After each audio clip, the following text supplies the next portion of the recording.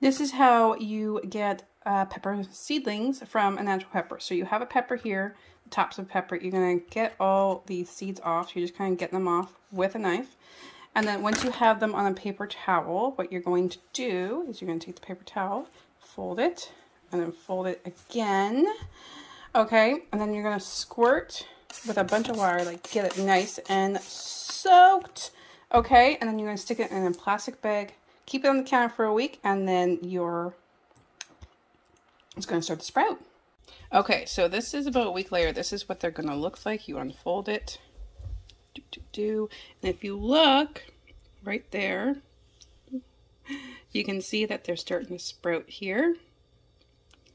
Okay, and then what you're going to do is you're going to just put it back in the bag for another week or two.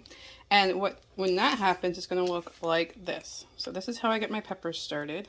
They're going to look like little saplings. And this is when you take them off the paper towel and you put them in dirt. And then that's how it's going to look like.